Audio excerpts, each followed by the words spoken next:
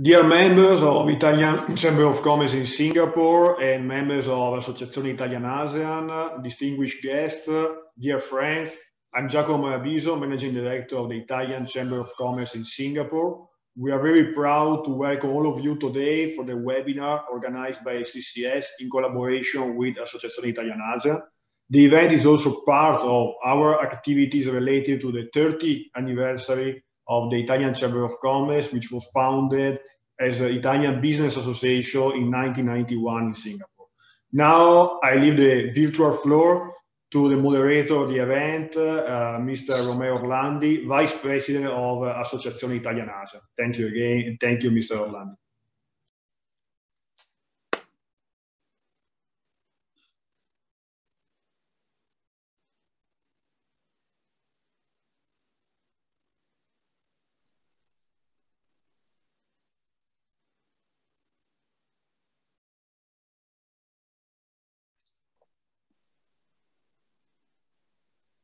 Giacomo, unfortunately, I think Mr. Romeo is on mute. Thank you. Good morning, everybody. Good afternoon for my friends in Singapore. Buongiorno, buon pomeriggio per gli amici italiani. Thanks, President Martinelli. Thanks, President Prodi and Ambassador Langella and all the distinguished guests.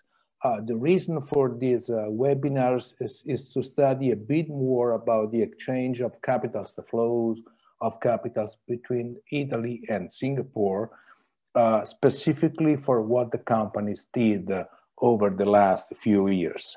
I know this is a celebration for the Chamber of Commerce as well, which was established 30 years ago. Allow me a bit of recollection of personal memory. I was one of the founders of the Italian Business Association together with Mr. Fabri and Mr. Sitori 30 years back, and so I'm proud and delighted to see such a big development. The program today will go as follows. So we will have a welcome address by ICSS President Alberto Martinelli, to be followed by the speech of President Romano Prodi, new president of the Italy-ASEAN Association. Thank you, President Prodi, for being here as the, let's say, inauguration of your presidency. Then the keynote speech will be done by Ambassador of Italy in Singapore, Raffaele Langella. And then actually we will have the so-called digital roundtable. The first speech will be by Kimberly Koo, Regional Director of EDB Singapore. And then we have 3 Italian companies, Maurizio Luongo, CEO of Menarini Asia Pacific, Monica Zoli, CEO of DZ Engineering, and Timothy Kosulich of Fratelli Kosulich, CEO of the group. There will be probably time for some questions and answers, and then we will have some closing remarks. We foresee to close this event something like 11 o'clock, maybe 11:10. So allow me to start the series of speeches, giving the floor to President Alberto Martinelli, President of the Italy-Singapore Chamber of Commerce. President, the floor is yours. Thank you very much, Romeo. Thank you very much, Mr. Orlandi. His Excellency Raffaele Langella, Ambassador of Italy to Singapore. Their President Romano Prodi of Italian ASEAN Foundation. Distinguished guests, on behalf of the Italian Chamber of Commerce in Singapore, ICCS Board, a warm welcome to today's event. Thank you for attending it. As was pointed out, ICCS marks in this 2021 its 30th years anniversary of activities. It's a remarkable milestone. It's a milestone which was built over all this year thanks to the business connection and business network in the region. ICCS leverages, of course, on Singapore international logistic, financial, trading, human resources, and regulatory hub to tap into the ASEAN surrounding countries. That's why, sorry, I hear an echo. If I can ask everyone to mute, please.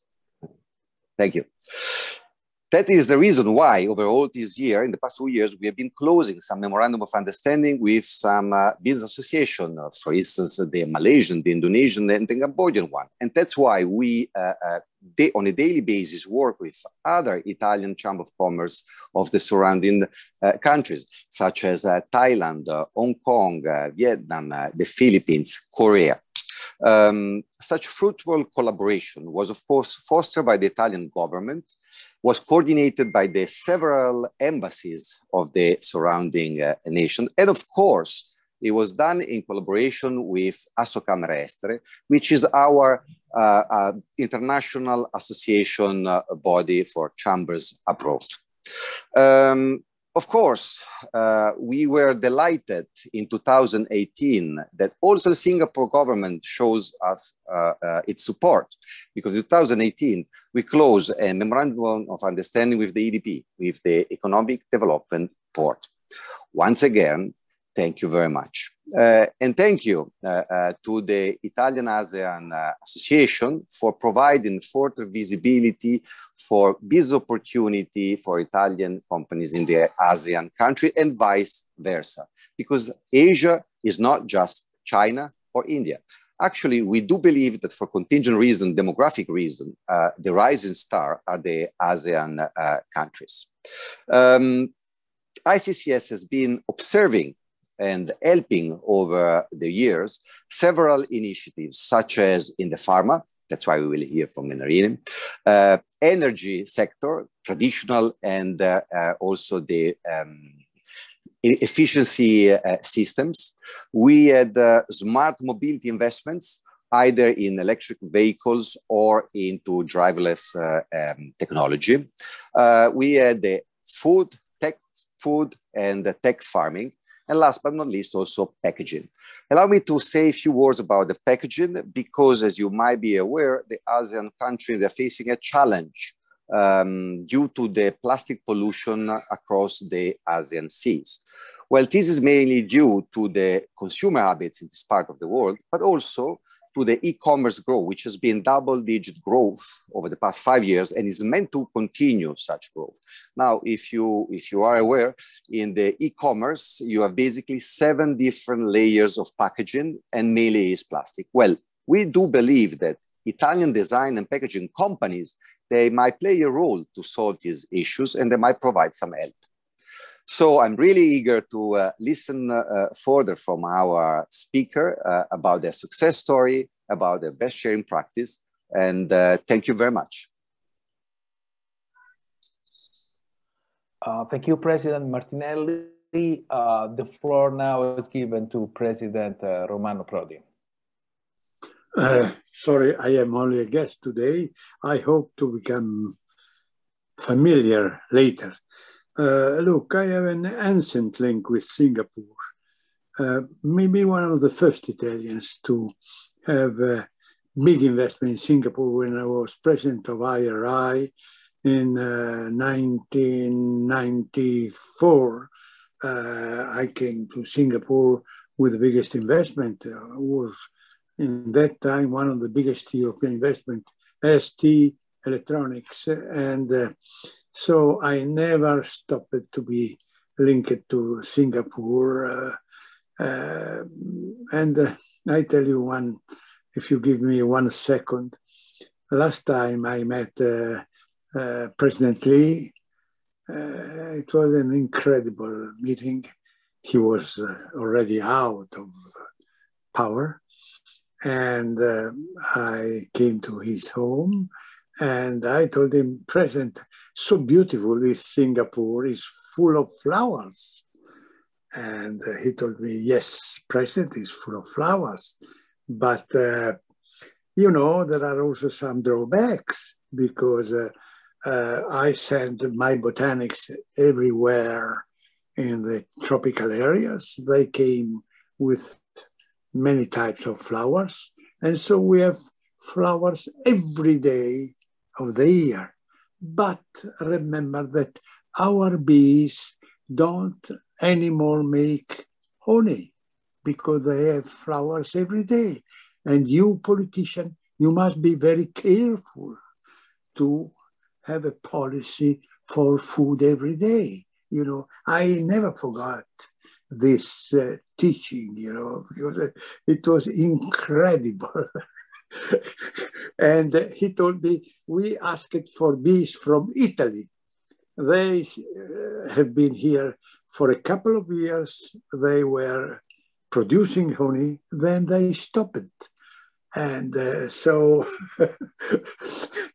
my strange long relation with Singapore ended with this incredible meeting, you know, and I'm so happy to be back in some official role, you know. Singapore is really something incredible. I don't need to let's say to stress how important their role, not only economic, generally. Singapore is considered an economic hotspot, you know. Singapore is much more. Is the symbol of mediations, in the symbol of mixing up cultures, and you know, clearly is a great spot of new technology. And so I repeat, I don't want to make any sermon in my first, let's say, my first day of effective presidency of Italian Asean Foundation. But I am happy to start with Singapore because it's the beginning of everything in ASEAN. And so thank you. Happy to be with you. This is my first, certainly not last meeting we have together. And I tell you that very soon I shall come to Singapore because I have an official invitation and I already accepted. And so as soon as my prison will end, I can get out of jail because of virus, I shall take a plane to come to Singapore and meet you personally.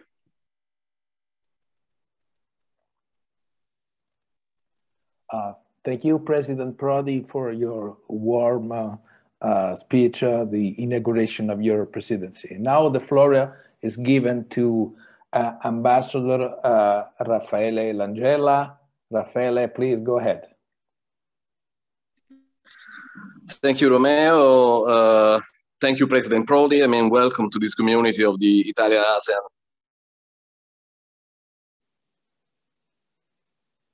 Association, and thank you, and Singapore. You know Singapore very well. I mean, we've been there several times. I'm looking forward to meeting you again in Singapore as soon as the sanitary conditions will allow us to do so. But I mean, I know that Singapore is quite an important place in your landscape. I mean, so I'm very glad to participate in this meeting together with you. Thank you, Alberto Martinelli. Thank you, President of the Italian Chamber of Commerce. You know that my opinion of the Chamber of Commerce, the Italian Chamber of Commerce in Singapore, is very high. I mean, you have been quite powerful and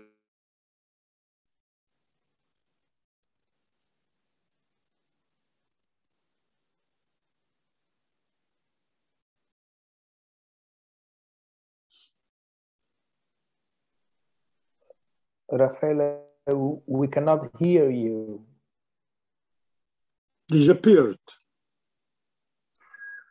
But we are happily pleased about the praise of His Excellency. I feel the need to the Italian. Pardon? We lost you for some seconds, Raffaele. Yes, unfortunately, I was saying that the connection is very bad because I'm obliged to use my mobile since Zoom is not allowed our official platform. So I cannot use my normal desktop and my normal computer. Anyway, I mean, it's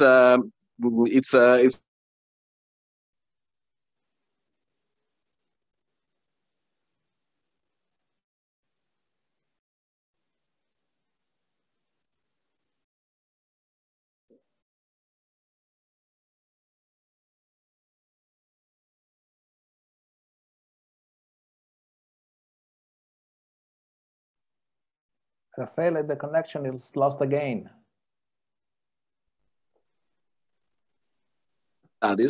Singapore, as you know, is quite. Some of them, they are represented today by their CEOs or their representatives. So it will be very interesting for me to listen to their experience.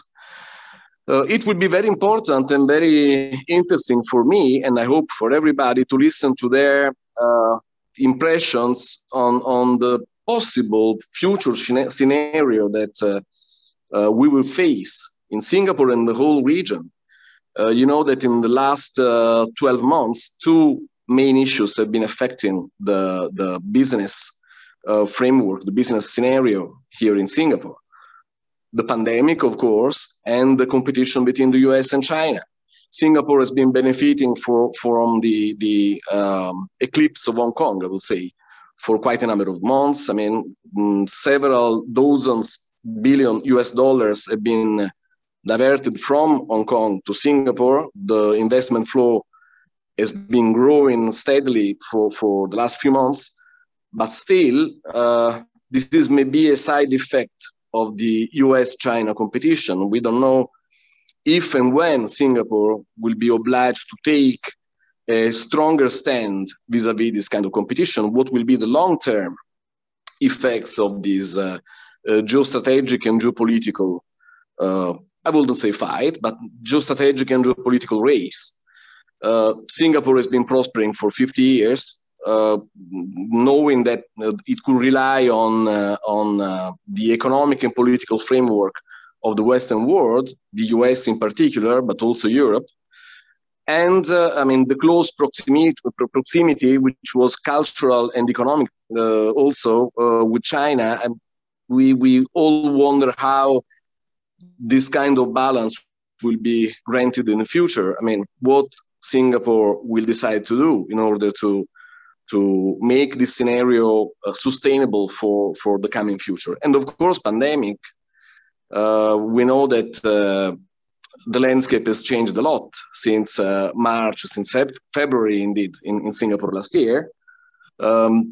Menarini will tell us about the pharmaceutical sector in Singapore. We know that they are not directly engaged in this vaccine race, but still they have quite a deep knowledge of the pharmaceutical sector.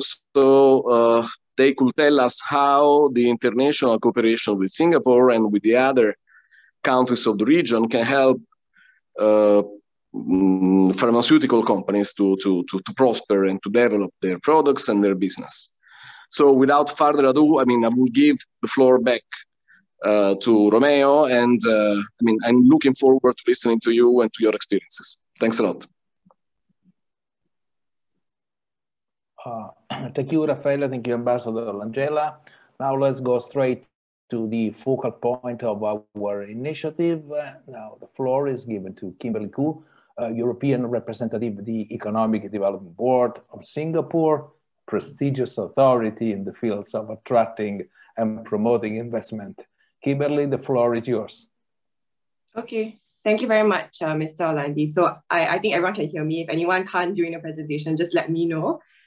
So good afternoon and good morning, everyone. My name is Kimberly. As Mr. Orlandi mentioned, I am part of the Economic Development Board. I am based in our London office, and I cover Italy from here. So I just moved up to London a few weeks ago, and previously I spent about 5 to 6 years in EDB in the Singapore office.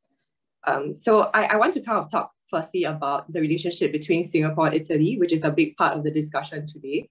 As we have mentioned earlier, and President Prudi talked about this as well, Singapore and Italy actually share quite a special relationship.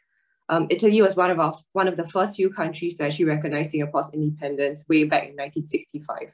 And from that point onwards, actually, we have developed quite a good base of companies who have set up in Singapore. So today there are over close to 300 companies in Singapore that are from Italy. And likewise, Singaporean companies have also made their journey to actually enter Italy itself. Today, if we look at some of the companies that are in Singapore that are originating from Italy, we have a good mix of companies from the energy and chemical sector, from the professional services sector, from healthcare, as well as from some of the tech sectors. One of the very few companies that started out in Singapore right after our independence was ST Microelectronics, and I'm happy to hear that President Prodi has a relationship with them as well from his time there. ST Microelectronics today has become a very big player in Singapore, and they have their Asia Pacific headquarters located here as well. So beyond ST Microelectronics, just to share a few examples, we have also seen companies such as Ferrero invest in Singapore in 2017. They set up their Singapore Innovation Center. And a big part of the reason why they decided to do that was because of the amount of partnerships that they could get in Singapore. So there was a lot of engagement with our local research community, and in particular, the Agency for Science, Technology and Research, or ASTAR, which they were working very closely with. In addition to Ferrero and ST Microelectronics, we also have Corm from the chemical sector, which set up in 2002. And they have, over the past 20 years or so, have really grown their presence in Singapore. So in general, we welcome interest from Italy, be it from any of these sectors, and we're very happy to actually understand a bit more about your plans. What I find interesting as well is that we have also seen a lot of interest from Singaporean companies to look at Italy. And this has been in a big range of areas. For example, the investment company Temasek, which some of you might be familiar with, they've also made their first Italian investment in 2016. They invested in Moncler, which is the Italian-French luxury company, of course. And beyond that, we've also seen GIC, which is also another sovereign wealth fund that we have, actually make an investment in several Italian companies, even in the past few months, right? So I think COVID-19 hasn't actually dampened this interest that we're seeing from some of the companies that are based in Singapore. So the next part of the presentation, I want to talk a bit about why our companies, be it European companies, Italian companies, or other companies that are outside of Singapore, actually looking to invest in Singapore. And I want to summarize 3 main reasons why they're doing so. Firstly, Singapore is, of course, a very business-friendly and innovative environment. I think this is not a surprise for many of you on the call, especially with our distinguished panelists today. Singapore is first in the world for doing business. I don't want to talk too much about this, but generally it's very quick and it doesn't cost much to set up a company in Singapore. So that's how I can summarize the situation. But on top of that, I think what we've also done quite a bit of in the past few years is actually to build up Singapore as a center for innovation and to become an innovative environment where companies across the world can come to Singapore to actually innovate with some of the players that we have here today.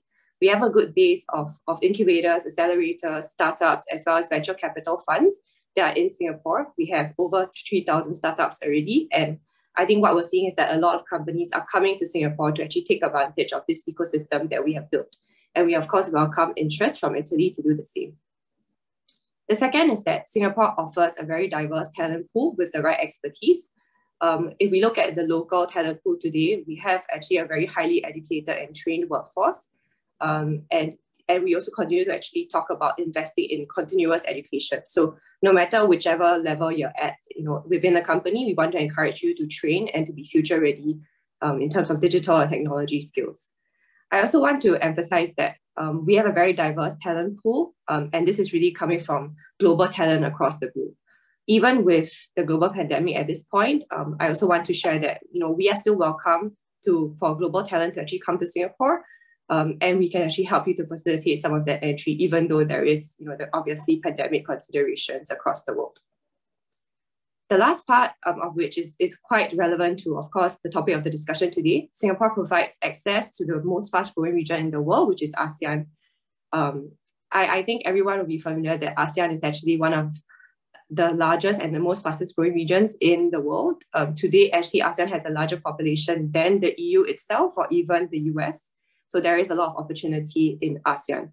But one of the challenges that we're seeing is that ASEAN is not a homogeneous market. It is very fragmented and there are very different characteristics in each market. So that's where we think Singapore plays an important role, because Singapore can come in to actually help you to understand the nuances of each market and to help you access the rest of Southeast Asia from Singapore. So these are the three main areas. Generally, between Singapore, we want to position Singapore as also a gateway for Italy to engage and access Southeast Asia. So on top of what we've discussed earlier on as well, we have a FTA that is valid between the EU and Singapore. This was the first FTA that the EU has signed with any Southeast Asian nation, and that has already been in place some time back. We also have a long-term trading relationship between the EU as well as Singapore, and we're actually looking forward to growing that, especially in terms of all the developments that we've been seeing across the region. So those were the first two parts of the presentation. I want to touch on the last point, which is to talk about some of the initiatives that Singapore has been rolling out and two particular sectors that I think could be quite interesting to share with the audience today. So there are many areas in general that we welcome interest from Italy, but I think there are two sectors that could be fairly interesting given the similarities that we have between Singapore, Singapore and Italy. So in general, what we've done earlier this year is to launch the Singapore Green Plan 2030. I'm talking about this because it is a sustainability movement which will actually guide the way that we look at some of the investment priorities and some of the sectors that we're seeing in Singapore. The Singapore Green Plan was launched as a national sustainability movement earlier this year, and it talks about our concrete targets over the next 10 years in sustainability. For example, our plan is actually to reach net zero carbon emissions where possible, and possibly in the earlier half of 2050. So there is a lot of that we need to do, and we're looking at that from various aspects. We've carved out 5 pillars, and when it comes to particular sectors, we are looking at 2 that are quite interesting. The first is Agritech or food tech, and the second is actually in the broader space of future mobility, urban mobility, or whatever you want to call it. So these are 2 sectors which are quite interesting, and we're actually happy to do more with Italian companies and to do more with the Italian Chamber of Commerce in Singapore. So if I can talk about the Agritech piece first. So Agritech is something that is quite interesting for us because firstly, Singapore does not have an agricultural base like Italy does. We have a long time back, we decided that the most practical thing for us to do was to import the most of our food. And today we import about close to 90% of all our food that Singaporeans are actually consuming in Singapore. What we've realized, especially with COVID-19, that there is an increasing need to actually look at our food security and our food resilience. So because of that, we have launched the Singapore 30 by 30 vision. So if you've not heard of it, it essentially stands for 30 by 30 means 30% of Singapore's nutritional needs by 2030. So quite a catchy tagline there. Essentially what it looks at is introducing various technologies and companies that can help to accelerate Singapore's food resilience journey. And we're looking at companies in various aspects of Agritech that we want to encourage them to come to Singapore and to develop proof of concepts and ideas. This is in a few areas. The first is in, for example, alternative proteins. So you may have heard quite a bit about what we're doing in the plant-based protein sector or the cultured meat sector. And I find it interesting that this is where a small country like Singapore is really able to make a difference because, for example, in cultured protein, or cell-cultured meat, this is where you need to actually have quite a bit of regulatory flexibility. So where we've come in is that we've actually become the first country in the world to actually approve the sale of cultured meat for consumption in Singapore. And this would be by Californian startup Eat Just, which is going to be selling their chicken nuggets, obviously chicken, cultured chicken in Singapore. And this will also be manufactured in Singapore. So that is really quite an exciting development for us.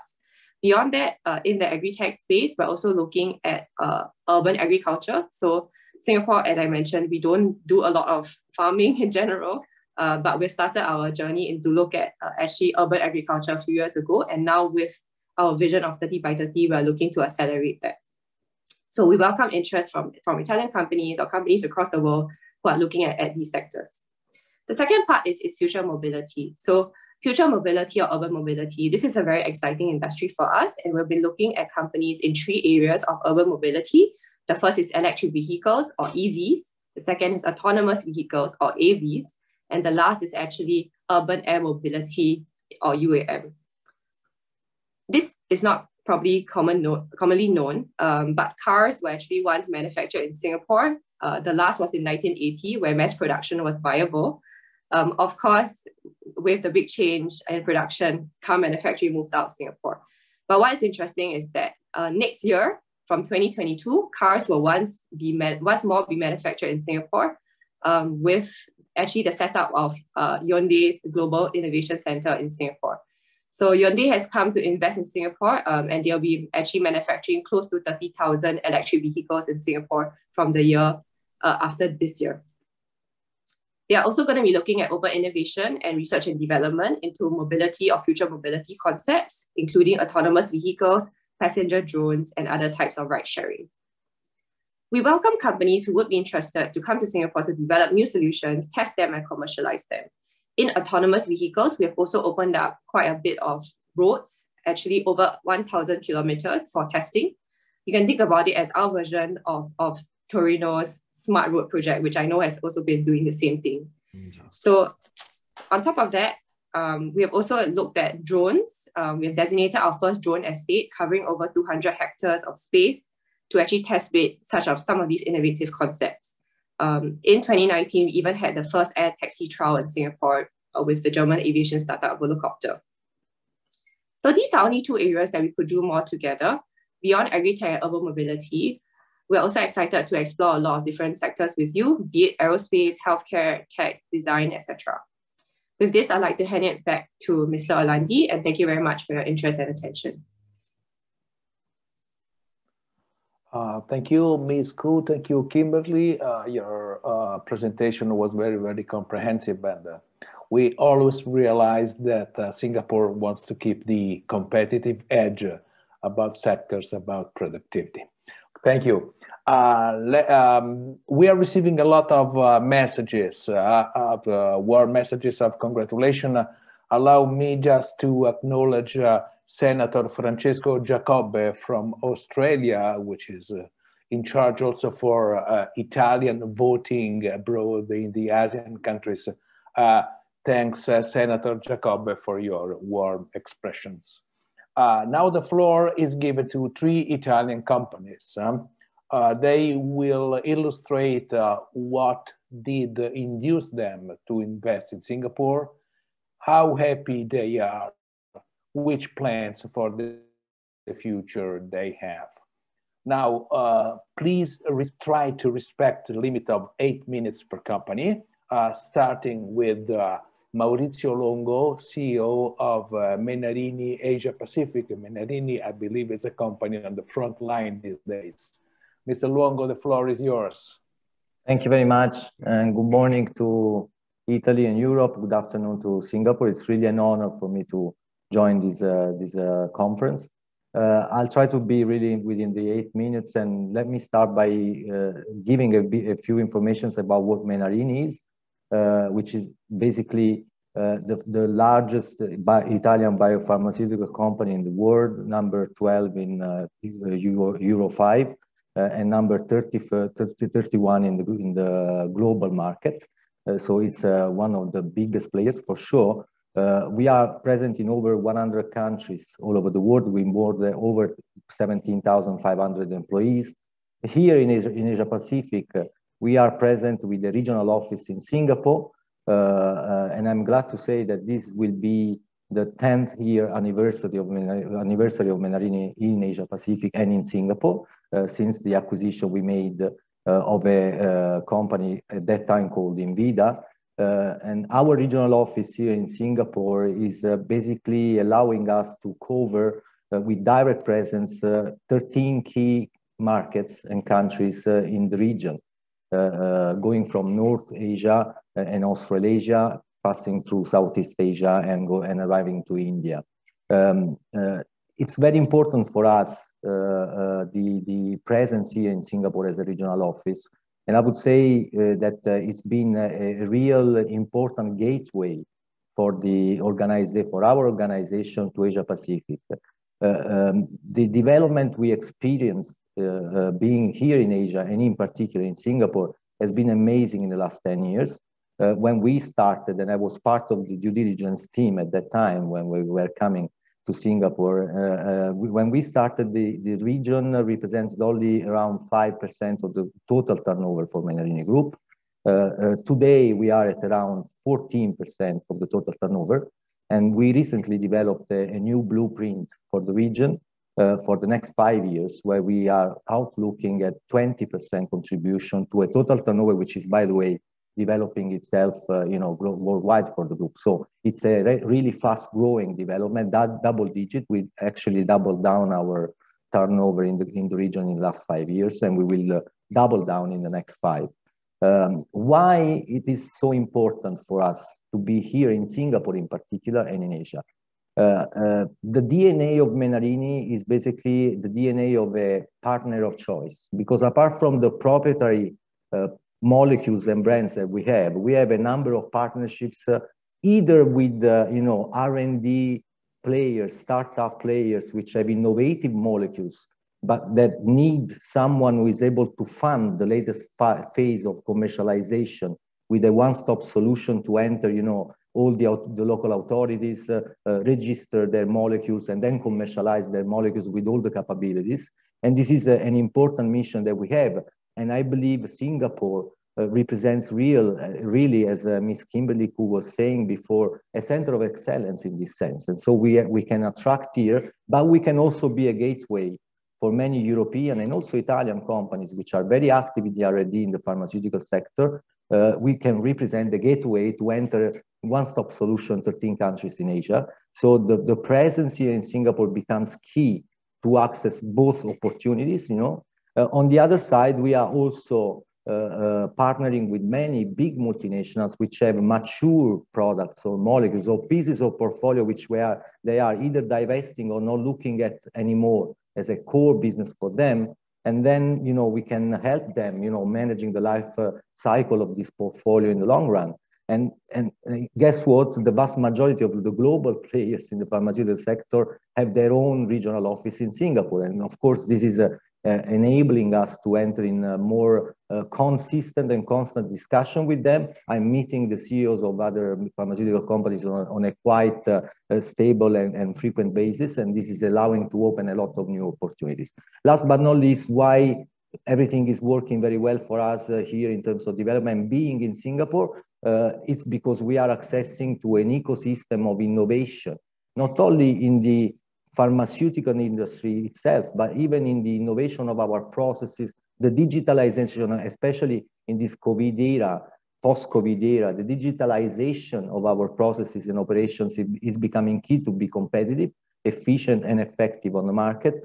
And the ecosystem of development of new technologies, of new talents here in Singapore is really working very well. And we are accessing to a lot of startups, new players, that are enabling us to fast track our development, and maybe also entitle, again, also European companies which want to enter Asia to do so in an efficient way, thanks to the advancement in technology that we can bring working here in Singapore. So I believe the landscape and the outlook from Menarini side as a pharmaceutical company in Singapore is very positive, and we look at this region passing through Singapore, but looking at the entire region as a key driver of our development as a global corporation in the next 5 years, for sure. Thank you, Dr. Luongo. The floor now is for you, Monica Zoli. I think we should go to another sector, very appealing, DZ Engineering CEO. Monica, for you. Thank you. Thank you for the invitation to this digital roundtable. It's really an honor for me. So DZ Engineering is a company of Dino Zoli Group Holding, and we entered in Singapore market 10 years ago. So is our 10th anniversary for us as well. And thanks to the acquisition of a company that was working in the lighting up of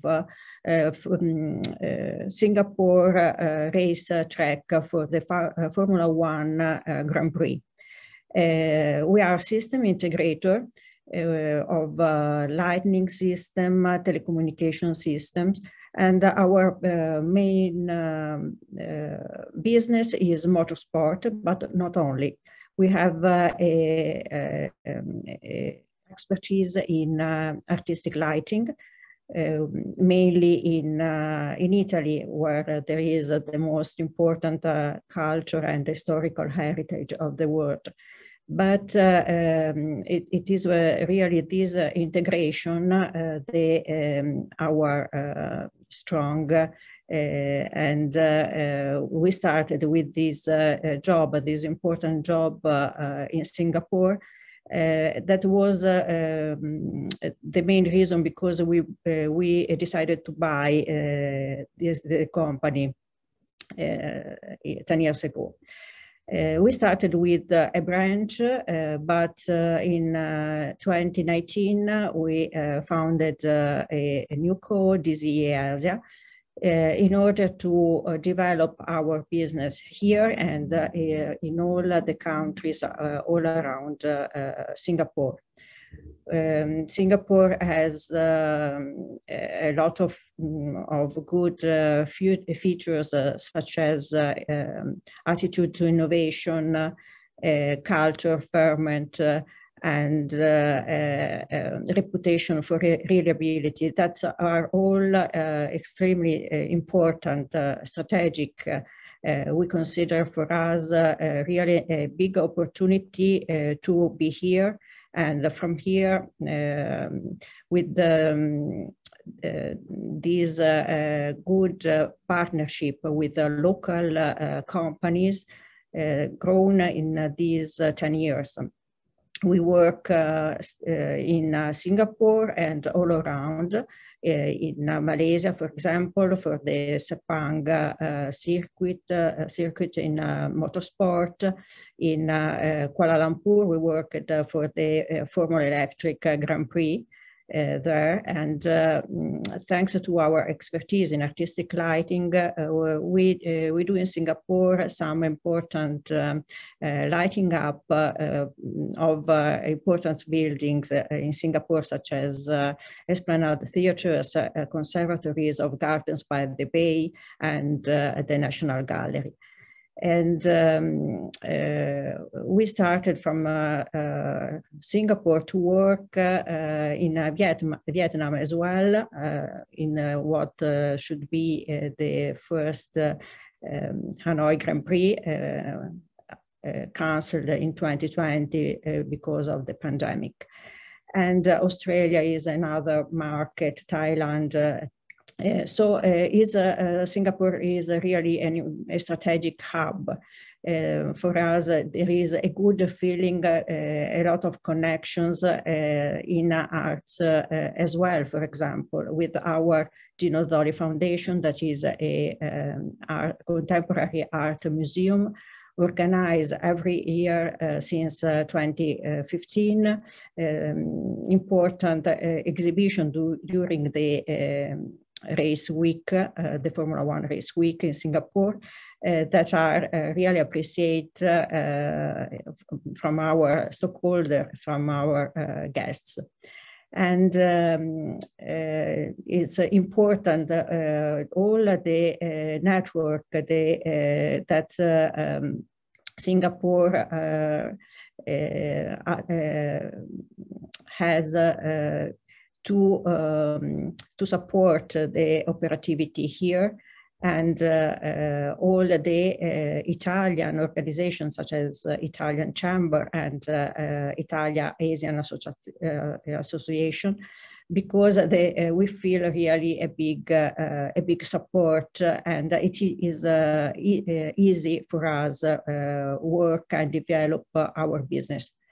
And last but not least is the feeling that our people love to work here. So it's a country, a safe country with strong but clear rules, and the life is really oriented to wellness and to welfare. So I could say only good words about Singapore country. Thank you. Thank you, Ms. Zoli. Stay longer, stay safe, okay? Now the floor is given to Timothy Kosulich, Group CEO of Fratelli Kosulich. This is, I believe, another sector on the front line for the pandemic, logistics, shipping, transportation. I believe you should have busy days these days. Yes, I think, well, thank you very much. First of all, I think lately we've been in the news for the wrong reasons. There was a ship that was a little bit not perfectly placed in the Suez Canal. But yes, it's been a very interesting, I think, couple of years for the shipping industry. Of course, the pandemic has kept us busy on all fronts, not only to transport medical equipment, but in general, people have not stopped consuming. If anything, they increase consumption. So it's been very busy for shipping. So Fratelli Kosovic is a family business. We celebrate 164 years this year. We are now at the 6th generation. We're actually just about to welcome the 7th generation. So that makes me feel a little bit older as well. We've been in Singapore since the late 80s. Our first office in Asia was Hong Kong in the early 80s, and then a few years later we opened an office in Singapore. The company, the group, is involved in different aspects of shipping.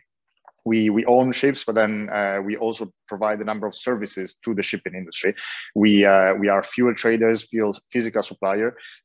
We do freight forwarding, ship agency. We do catering for ships and platforms. We manage some yacht marinas, and then we provide services to yachts. We have an IT business, and in general, what we do is we try to provide services to the shipping industry as a whole. The core businesses in Singapore are related to fuel and yachting, mostly fuel.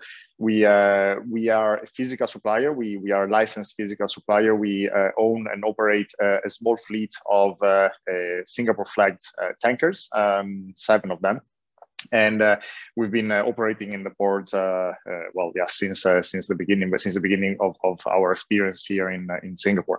The reason why we opened an office in Singapore in the first place was really because Singapore, as you probably know, is a very important hub in the shipping industry. And if we look at fuel specifically, then it's definitely the most important port in the world. Just to give you an idea of how important it is, you have roughly a volume of 50 million tons being supplied in the port of Singapore every year. And that's the number 1 in the world. Number 2 in the world is Fujairah with about 8 million tons. So if you look at ports between number 2 and number 10, probably combined, they don't make up for the volume that Singapore does in 1 year. So there's a huge difference in terms of volumes between Singapore and every other port. That is mostly due to the efficiency, of course, of Singapore as a port, the system, the ecosystem within Singapore, in terms of the number of suppliers, the regulations, the law, and everything. Geographical location, of course, makes a big difference, and that is why a lot of companies in our industry have either a global headquarter or a regional headquarter in Singapore. In our case, we have a regional headquarter. We employ roughly 140 people in Singapore, between the people in the office and those on board. And we have been growing in the last few years. We've been growing because the market has been growing, but also because we've been able to acquire a few assets from other players over the years, and that has allowed us again to have some sort of organic growth. Now, if I look at our experience in Singapore, what really worked well was our interaction with the authorities, with the local authorities, and specifically the Port Authority.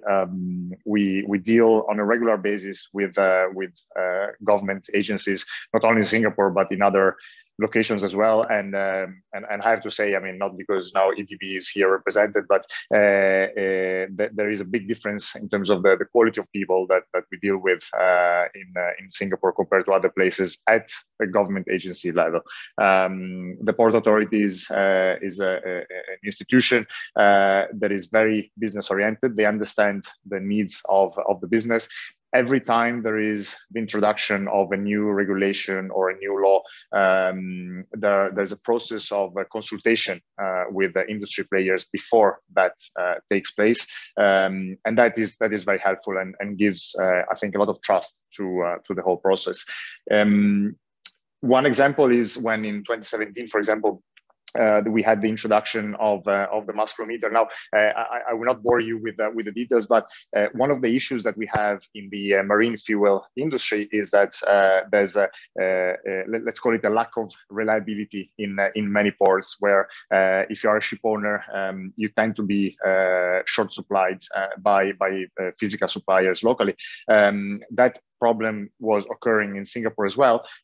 However, Singapore introduced the mandatory implementation of a mass flow meter, which is simply a device that measures the quantity of fuel being supplied. That was a very bold statement, something that doesn't happen in other ports in the world. And it made Singapore even more desirable, even more sought after by players around the world. With regard to the future, we expect Singapore to continue having this central let's say, place in the industry. We do see some competition from Chinese ports. There's one port called Zhoushan in particular that has been growing quite significantly in the last few years. So that is sort of a bit of a threat for Singapore. However, on the other hand, to be honest, I don't think it is realistic to expect to have Zhoushan as a real competitor for Singapore. What we see is that Singapore continues to be relatively business friendly. Of course, the current situation with the pandemic is kind of challenging a lot of the part of the status quo that we were used to before, having Singapore as a regional hub with people being able to move around. But hopefully with vaccination speeding up, that will improve. We as a company, we continue to consider Singapore as a regional hub, and we plan to continue to have a strong presence here. We have recently added, recently meaning in the last 5-6 years, we've added our yachting activity, and we are expanding in the region. We opened our first office in Singapore about 6 years ago, and then we followed up with Indonesia and New Zealand. And now we're looking at Thailand and the Maldives. We do believe that Singapore is strategically located for anyone with an interest in the shipping industry, and we do believe that institutions continue to be business friendly. Thank you, Timothy. Thank you, Mr. Kasulic. You gave us another example of an Italian success story in Singapore. Now, as a miracle, we are right on time, huh? So we have a floor open for few questions, if any. Otherwise, I will ask President Prodi, I know he has to leave, President Martinelli or Ambassador Langella, or any other of the speakers, if they have any concluding remarks. Mr. Prodi, you have something to say? Okay. No, I was very interested to the case stories that mean that step by step we have a increasing presence in Singapore. What I think now is that we in some way coordinate our presence. You know, it's we must work together. We must mobilize our authorities to help our ambassadors to work together and really in some way insist on the role of Singapore as, let's say, a reference point, not only of the market, but of technology. This was a common message we received together. Let's say Singapore is not a spot, but is a net of relations, you know. And so I think we have to concentrate more on our activity in Singapore. I just, let's say, dedicate more attention to this before coming to Singapore and try to give what I can in order to to increase the links among Italian entrepreneurs working in Singapore. This is, I do think, what I have to do, you know. Sorry now that because of the change of time, I'm obliged to leave the group, and I am grateful for your patience, and let us keep in touch and start our cooperation for the future. Thank you, President Prodi. I believe we are all happy that you're being baptized with your inauguration of being President of the Italy as an association with this webinar with Singapore. Thank you again.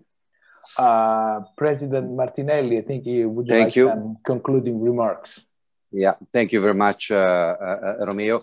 Well, thank you for sharing to Di Zeta, Monica, to Kosulic team, and to Menarini, Luongo, because you really gave us an idea of Singapore as a regional hub.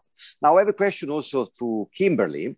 In many domains, Singapore, as we clarified, is typically a regional hub. But for other sectors like financial, is already an international hub. Do you foresee Singapore maybe in connecting the knots between technology, high tech, and startup, between maybe EU, Italy, and the US on the other side? So it's, do you foresee some internalization and some international role in this sense for Singapore? Sure. I mean, I can share my perspective, and I also invite the other panelists to share. Maybe I can address your question in two parts. The first is whether we have a global role. As you said, I think Singapore has been quite effective in positioning itself as a regional hub for a lot of activities, and that was quite similar to what the speakers shared as well. Moving forward, I think we do recognize that there is an opportunity to take on global initiatives and global projects, and we do want to encourage companies to consider Singapore not just as a regional hub, but also as a global hub. So yes, that ambition is there. The second part, in terms of startups and linkages between, for example, Asia and Europe, Asia and the US, generally it's something that we have been encouraging over the past few years.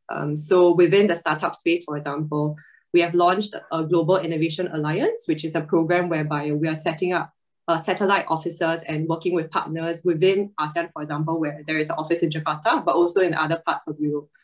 So for example, we have an agreement with the French government under the Global Innovation Alliance, and we're actually looking for more partners within Europe to function, where we bring our own startups from Singapore to some of these markets, and then likewise from overseas startups into Singapore as well.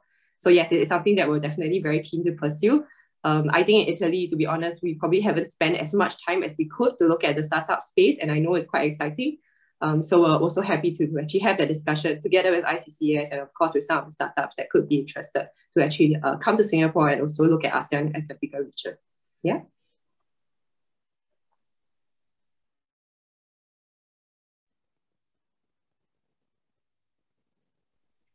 I apologize, Romeo, you are muted again. Sorry. Thanks again, President Martinelli. Thank you. Thank you, Kimberly. I wonder why Ambassador Langella would like to have some concluding remarks. Thank you, Romeo. Just on 3 issues, 10 seconds each. I mean, the first one is the implementation of the EU-Singapore trade agreement, free trade agreement, which is quite an important milestone in the history of relations, bilateral relations between the European Union and Singapore. It's also a benchmark that, I mean, will be met, hopefully, by other countries in the region. So it's our responsibility to implement it properly and faithfully. Unfortunately, due to the pandemic, due to COVID-19 crisis, I mean, a lot of technical nitty-gritty which had been necessary, very much needed in order to implement the agreement that has been postponed. But at the end of the day, I mean, we hope that in the coming future, the agreement will be fully implemented, that it will be quite an important source of opportunities for our companies.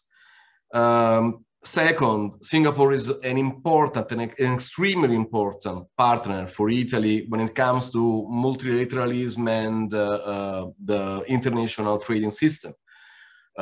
We have always been very strong allies on themes like free trade, the freedom of navigation, the climate change. As you know, Italy this year will chair the G20 group. Singapore has been invited.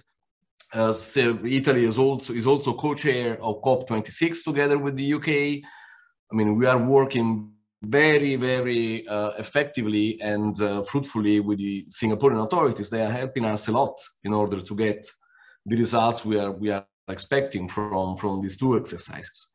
And finally, this is more related to the activities of the Italian companies here in Singapore. I mean, I'm still convinced that there is a huge demand for Italian culture here in Singapore.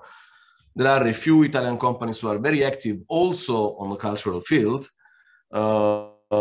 One of these companies, I mean, one of the actors that are more active in Singapore is the Zoli Foundation, Dino Zoli Foundation. They organize every year on the occasion of the Formula 1 Grand Prix a cultural event, which is always very successful. So I would urge the other companies to do the same and try to maybe melt their economic and trade outreach with the cultural sensibility, which is very much welcome here in Singapore.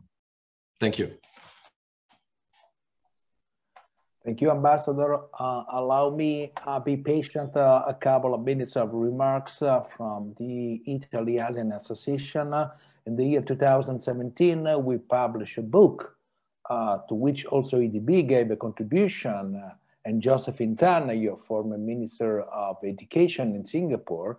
The book was dedicated, first of its kind, to Italy and Singapore relationship, and it was given to President Tony Tan in his state visit to Italy, and also to President Mattarella of Italy. The second book we dedicated to Singapore was a research on the Italian companies in the ASEAN region. And as a confirmation of this webinar, we found that of those 522 Italian companies which invested in the 10 ASEAN countries, 133, meaning more than 26%, invested in Singapore. And the reasons for that is what you explained during your speeches. Being central, being efficient, being on the forefront of innovation. Of these companies, as can be easily expected, the majority were involved in services and just a few very specialized in manufacturing. This is also due to the free trade agreement with Singapore, and also for the free flows of capitals and goods among the 10 ASEAN countries. We also in Singapore had the second high-level dialogue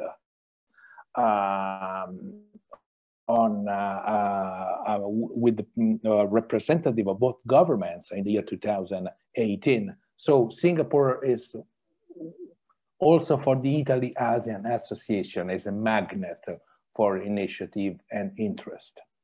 So I think it's time now to conclude. And before I do that, I want to thank everybody who participated. Allow me also to thank, beyond the speakers and the representative of the Italian Chamber of Commerce, also Roberto Fabbri, who is a component of the scientific committee of the Italy-ASEAN Association, has been living in Singapore for many, many years, and also has been part of the EDB. Thanks, Roberto. So I would like to conclude with the promise that this is the first pearl of our chain of collaboration in the future. Thank you again. Thank you, everybody. Thank you. Bye. Thank you. Grazie, Romeo. Thank you to everyone. Ciao. Ciao, Monica. Ciao a tutti. Ambassador. Thank you. Grazie, thank you.